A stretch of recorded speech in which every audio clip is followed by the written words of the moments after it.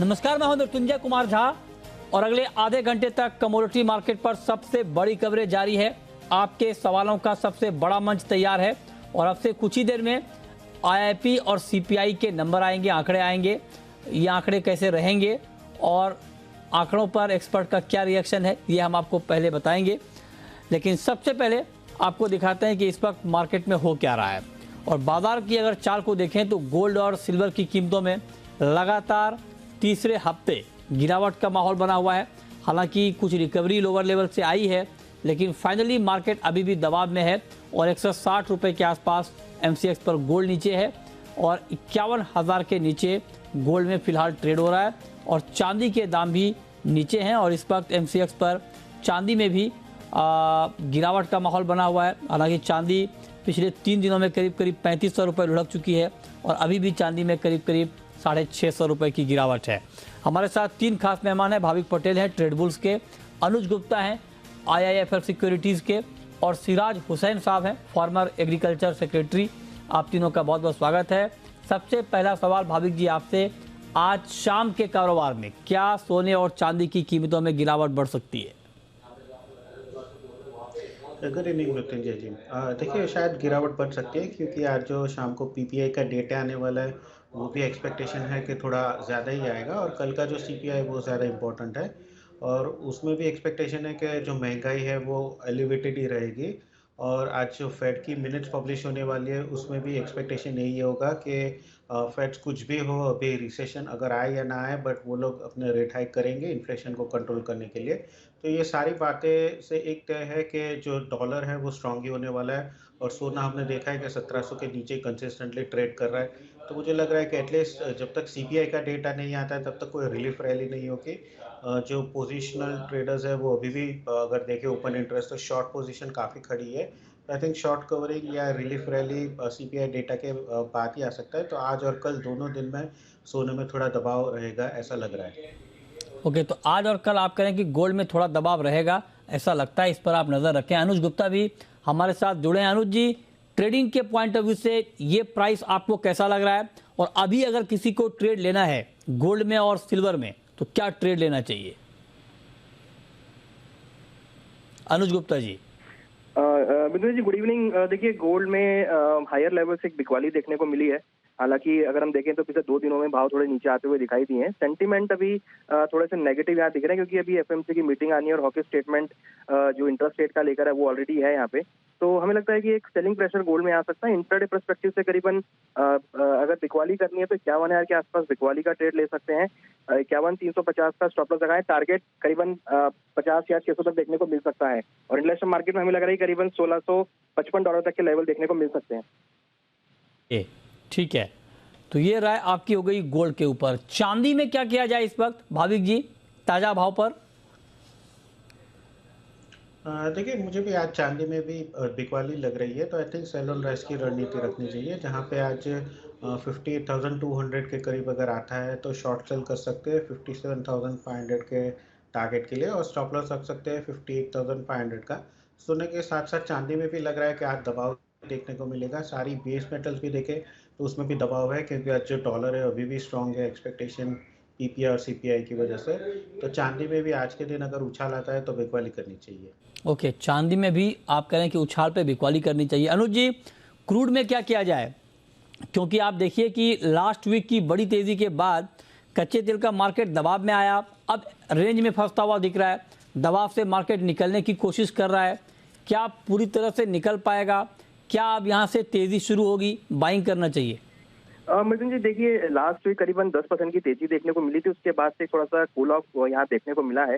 हालांकि जो फंडामेंटल्स हैं अभी उनमें कोई मेजर चेंज नहीं है। प्रोडक्शन कट भी यहाँ पर है, जियोपॉलिटिकल टेंशन भी है। तो मुझे लगता है कि ये जो गिरावट आई है ये एक अच्छा मौका हो सकता है खरीदारी करने के लिए। थोड़ा सा वेट कर सकते हैं। नीचे करीबन 7,300 7,320 के आसपास खरीदारी का ट्रेड बना सकते हैं।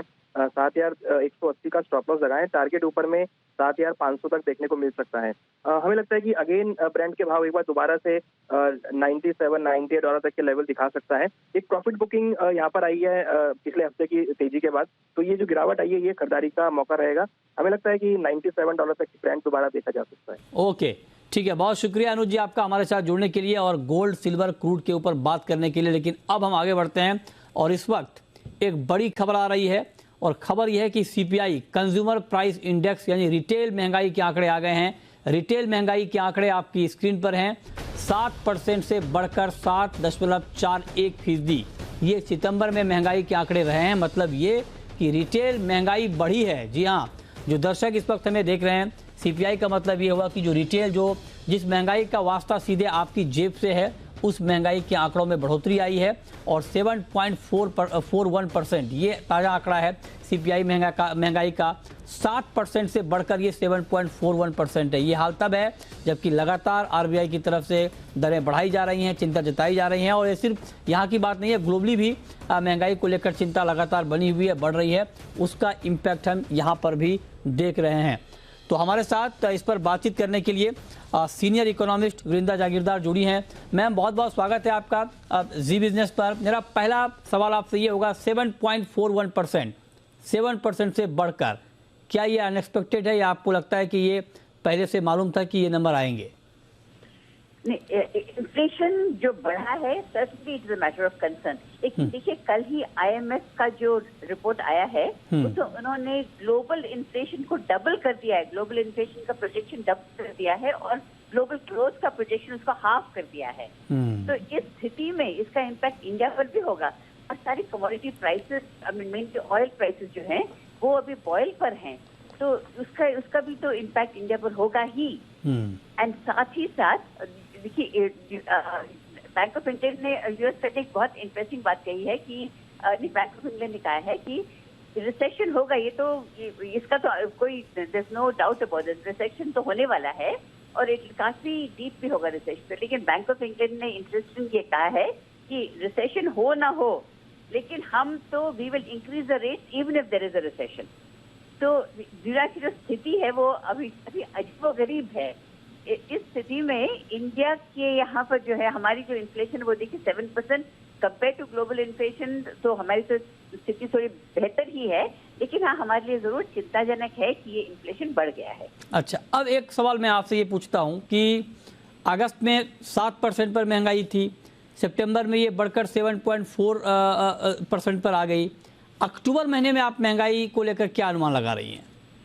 अभी ये तो है कि इन्फ्लेशन बढ़ रहा है और मेनली जो इन्फ्लेशन, अभी जो नंबर्स आएंगे उसके साथ पता चलेगा। लेकिन जैसे पहले हुआ था कि फूड इन्फ्लेशन से इन्फ्लेशन आ रहा है, ज्यादा इन्फ्लेशन फूड से आ रहा है, तो ये बहुत ये थोड़ा चिंताजनक है ही। और देखिए, और फूड इन्फ्लेशन से क्या होता है कि इट बिकम्स जनरलाइज्ड इन्फ्लेशन।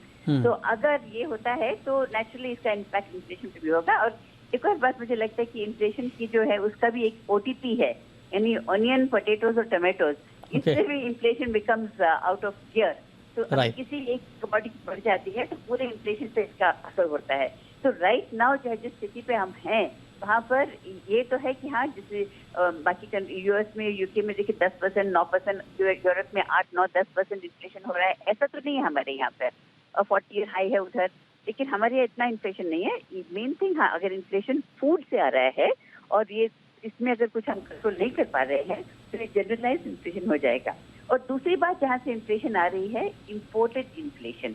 देखिए, जैसे अभी आपने कहा कि डॉलर तो मजबूत है, आपके एक कमेंट पैनलिस्ट ने कहा कि डॉलर मजबूत हो रहा है। इससे क्या हो रहा है कि रुपी इज गेटिंग वीकर। जब एक तरफ से वीकर रुपी है, दूसरी तरफ से जो हम इंपोर्ट कर रहे हैं उन कमोडिटी की कीमत बढ़ रही है। तो यानी इंपोर्टेड इन्फ्लेशन का भी इम्पैक्ट हमारी इन्फ्लेशन पर, हमारी डोमेस्टिक इन्फ्लेशन पर होगा। ओके, लेकिन एक सवाल मैम आपसे और, चूंकि ये फूड इन्फ्लेशन में भी ऑलमोस्ट 1% की बढ़ोतरी हुई है सितंबर के महीने में।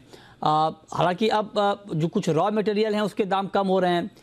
जैसे आप देखिए कि एडिबल ऑयल की कीमतें ऑलमोस्ट 50% कम हो गई हैं इसी साल के हाई से। सरकार ने गेहूं, चावल को लेकर के भी कदम उठाए हैं। आपको नहीं लगता कि इसका इम्पैक्ट कुछ अभी पास ऑन होना बाकी है और दिखेगा?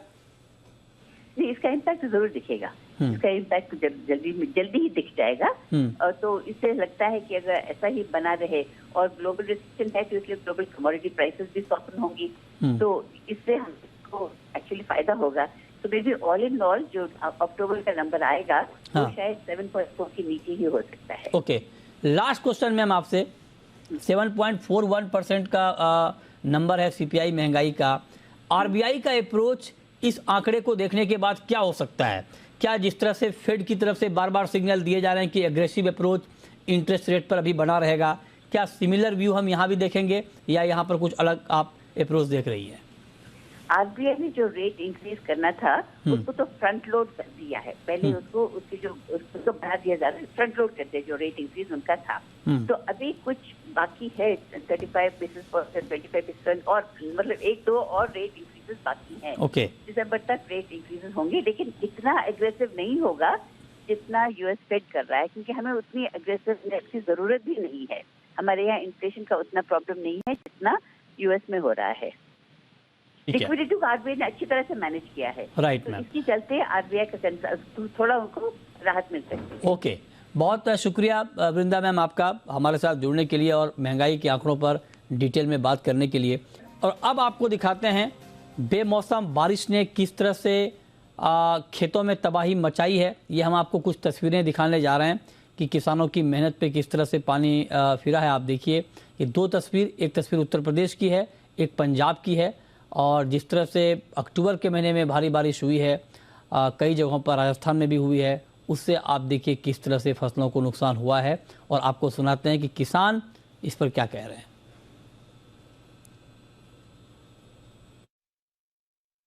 किसान के लिए इतनी परेशानी है, पूरा तो धान गिर गया है, पूरा चौपट हो गई फसल। समझे पूरी जगह ऐसा कोई खेत नहीं है जहाँ धान गिरा नहीं है, सब पूरा। और जो फसल कटे धान पड़े हैं उनकी तो और हालत खराब है, बिल्कुल जो है वो एकदम सत्यानाश हो गया। तो ये आप किसान की कहानी, किसान की जुबानी सुन रहे हैं। और इस पर बात करने के लिए हमारे साथ सिराज हुसैन साहब हैं, फॉर्मर एग्रीकल्चर सेक्रेटरी। सिराज जी, बहुत बहुत स्वागत है सर आपका जी बिजनेस पर। आपके पास भी इनपुट्स आए होंगे, कितना डैमेज है सर? कुछ ज़्यादा है या आपको लगता है कि बहुत चिंता की बात नहीं है? नहीं, देखिए, जो किसान जिनकी खेतों में फसल तैयार थी, सबसे पहली बात तो ये है कि उत्तर प्रदेश में ज्यादातर जिलों में बारिश जितनी होनी चाहिए उसकी आधी हुई थी, तो बहुत सारे किसान तो धान अपना रोपाई कर ही नहीं पाए थे, तो उनकी फसल तो थी ही नहीं। मगर बहरहाल कुछ किसान ऐसे थे जिन्होंने ट्यूबवेल वगैरह से अपनी किसी तरह फसल बोई थी, और अगर उनकी फसल को नुकसान हुआ है तो जाहिर है कि उनकी इनकम तो बहुत कम हो जाएगी, क्योंकि ये लॉजिंग हो जाती है, वो गिर जाता है अगर उसका पौधा, तो उसकी जाहिर है कि प्रोडक्टिविटी कम हो जाती है। और कुछ जगह जहाँ तैयार थी फसल, हरियाणा वगैरह में, तो वहाँ बिल्कुल काटने के लिए तैयार थी, तो वहाँ भी डैमेज होगा। मेरे पास बहुत स्पेसिफिक आंकड़े नहीं है, लेकिन मुझे लगता है कि किसानों के लिए बहुत नुकसानदायक और तकलीफदेह हफ्ता गुजरा है। बात है। अच्छा सर, एक बात मैं आपसे और पूछना चाह रहा हूँ, क्योंकि आपने ठीक कहा कि यूपी में एक तो पहले भी बारिश बहुत कम हुई, जिससे धान की खेती नहीं हो पाई, और थोड़ी बहुत जो खेती हुई वो बेमौसम बारिश की चपेट में आ गई। तो मतलब आप चूँकि एग्रीकल्चर सेक्रेटरी रह चुके हैं, एग्रीकल्चर के जानकार हैं, कुछ सुझाव आप फार्मर को देना चाहेंगे इस वक्त, कैसे कुछ मैनेज कर पाएँ अपने लेवल पर फसल को? देखिए, वो आईसीआर ने एडवाइजरी जारी करी है। उन्होंने कहा है, बेसिकली उस एडवाइजरी में ये रिकमेंड किया गया है कि खेतों से पानी बाहर किसी तरह निकासी करें। तो वो किसान अपने तौर तरीके से कर रहे होंगे, लेकिन अब ये तो एक नेचुरल कैलेमिटी है। इसमें उससे भी ज्यादा इम्पोर्टेंट ये है कि जिन राज्यों में किसानों ने बीमे का प्रीमियम जमा किया है, उनको राज्य सरकारें बीमा कंपनियों से बात करके जल्दी से जल्दी उनके प्रीमियम को सेटल कराएं, उनके इंश्योरेंस क्लेम को सेटल कराएं। अच्छा, ठीक, ये बहुत महत्वपूर्ण बात है। इंश्योरेंस का क्लेम जल्द से जल्द सेटल होना बहुत ज़रूरी है, क्योंकि फार्मर के पास होल्डिंग कैपेसिटी नहीं होती है, ज़्यादा पूंजी नहीं होती है, तो वो कैसे अपने डैमेज को यहाँ पर कंट्रोल कर पाएंगे। एक सवाल सर आपसे और, कि ओवरऑल, हालांकि अभी ये कहना बड़ा मुश्किल काम होगा जब तक पूरा सर्वे नहीं होगा या फाइनल आंकड़े नहीं आएंगे, लेकिन फिर भी ओवरऑल प्रोडक्शन पे कोई बड़ा इम्पैक्ट पड़ेगा क्या? हमारा असेसमेंट ये है कि 10% का इम्पैक्ट पैडी और राइस के प्रोडक्शन पे आएगा। हालांकि गवर्नमेंट का असेसमेंट उससे कम का है, लेकिन हम लोगों का असेसमेंट और ट्रेड से जो बातचीत होती है, जो यूपी के, बिहार के किसानों से बातचीत होती है, तो 10% तक हम समझते हैं कि असर आएगा। 10% का असर आएगा, तो चूंकि पहले भी राइस को लेकर चूंकि सोइंग भी कम हुई राइस की, और उसको लेकर पहले भी चिंता थी, और अब अगर 10% और कम हो जाता है तो फिर क्या आपको लगता है कि सप्लाई के मोर्चे पर कुछ चिंता रहेगी? नहीं, वो चिंता नहीं है। इसलिए नहीं है कि हमारा जितना देश में कंजम्पशन है उससे फिर भी प्रोडक्शन ज्यादा है, और गवर्नमेंट के पास बफर स्टॉक काफी है। और क्योंकि एक्सपोर्ट पे रिस्ट्रिक्शन लगी हुई है, आप देखिए कि 20% एक्सपोर्ट ड्यूटी गवर्नमेंट ने लगाई है, तो उसकी वजह से एक्सपोर्ट डिस्करेज्ड हैं। तो अब फिर भी हमें लगता है कि प्रोक्योरमेंट फिर भी गवर्नमेंट को कम से कम 45 मिलियन टन तो जरूर हो ही जाएगा। हालांकि गवर्नमेंट तो कहती है हम 60 मिलियन टन कर लेंगे, तो कोई चिंता की बात एज सच नहीं लगती है। Okay. और गवर्नमेंट ने टाइमली डिसीजन ले लिया था राइट सर, एक्सपोर्ट को रेस्ट्रिक्ट करने का। राइट। बहुत शुक्रिया सिराज जी आपका हमारे साथ जुड़ने के लिए और डिटेल में इस खबर पर बात करने के लिए। चलिए आगे बढ़ते हैं, अब शुरू करते हैं सवाल और जवाब। पहला सवाल है पराग का, कानपुर से जुड़ रहे हैं हमारे साथ, पूछिए। Hello, good evening sir. Good evening, पूछिए सर, सिल्वर 61,000 कब होगी? क्या सवाल दोहराएंगे अपना? 61,000 सिल्वर कब होगी? अच्छा, चांदी 61,000 कब होगी, बताइए भाविक जी। अभी 57,800 के आसपास है, 58,000 मोटा मोटी पकड़ लें आप। 61,000 मतलब यहाँ से करीब करीब 3,000 रुपये तक की तेज़ी चांदी में कब तक आ सकती है? देखिए, अगर 3 दिन पहले देखें तो 3 दिन में 61,900 के करीब थी, और उसके बाद 3 दिन में हमने 57,810 देखा है। तो आई थिंक यही है कि अगर नेक्स्ट वीक इस बार अगर जो कल के सीपीआई का डेटा है वो अगर थोड़ा सॉफ्ट आता है तो वापस हमें चांदी में रिलीफ रैली देखने को मिल सकती है। तो आई थिंक अगर ज़्यादा आता है तो मुझे लग रहा है कि 1 वीक और रहेगा। तो आई वुड एक्सपेक्ट के ईयर मंथ एंड तक, मतलब अक्टूबर एंड के करीब दिवाली के टाइम में वापस 61,000 के लेवल्स हम देख सकते हैं। ठीक है, नेक्स्ट कॉलर हमारे साथ जसप्रीत हैं, पूछिए जसप्रीत जी। हाँ सर, जिंक का अक्टूबर लॉट में 285 टू 90 का लेवल आने वाले दिनों में दिख सकता है। मेरा 285 पे बाय है। अच्छा, 285 पे बाय है। ओह, आपके लेवल से मार्केट काफ़ी नीचे है, 272 के आसपास है। बताइए भाविक जी, मुमकिन है लेवल? आई थिंक अक्टूबर के एंड में मुझे लग रहा है कि ज़्यादा से ज़्यादा 281 282 के करीब आ सकता है। तो 282 के करीब आता है तो वहाँ से एक बार एग्जिट कर लीजिए, क्योंकि अभी भी अगर फंडामेंटल्स देखें तो बेस मेटल्स के लिए वीक ही है। तो 282 मैक्स लग रहा है, तो 282 पे आप आपकी पोजीशन एग्जिट कर सकते हैं। ठीक है, ओके। तो ये राय आपकी हो गई जिंक के ऊपर, इस पर आप नज़र बनाकर चलें। अब अच्छा, अगला सवाल है अनवर का, राजस्थान से है हमारे साथ, पूछिए अनवर। मैं क्या सर आज चांदी ले लूं तो क्या 1 महीने बाद 3-4 हज़ार का प्रॉफिट मिल जाएगा सर? सवाल तो आपने बढ़िया पूछा है। बताइए भाभी जी, अगर आज चांदी इस भाव पर बाइंग की जाए सिल्वर में, तो क्या 1 महीने में 3-4 हज़ार रुपये का प्रॉफिट मिल सकता है? देखिए, अगर 1 महीने में आपको 3-4 हज़ार का प्रॉफिट चाहिए तो मुझे लग रहा है कि अभी थोड़ा वेट करना चाहिए, क्योंकि जैसे मैंने कहा कल भी इन्फ्लेशन के डेटा आने वाले हैं, और चांदी में अगर यहाँ से देखें तो और थोड़ा नीचे सपोर्ट दिख रहा है। तो मुझे लग रहा है कि अराउंड 55,000 के करीब अगर आता है तो वहाँ से आप डेफिनेटली बाय कर सकते हैं, और आपको एटलीस्ट 1 महीने में 3 से 4 हज़ार की आराम से मूवमेंट मिल जाएगी। ठीक है, जिगर है नेक्स्ट कॉलर गुजरात से, पूछिए जिगर। सर जी, इंट्राडे में गोल्ड में क्या करना चाहिए आज? इंट्राडे में गोल्ड में क्या करना चाहिए, ओके। बताइए भाविक जी, 194 रुपीज़ डाउन है गोल्ड इस वक्त, 51,000 के नीचे है, क्या करना चाहिए आज के लिए? देखिए, फिर 6 बजे का वेट कीजिए। 6 बजे पीपीआई का डेटा आने वाला है, फिर वहाँ पे अगर उछाल मिलता है 51,050 के करीब तो शॉर्ट कर सकते हैं 50,800 के टारगेट के लिए, और इंट्राडे स्टॉप लॉस रख सकते हैं 51,250 का।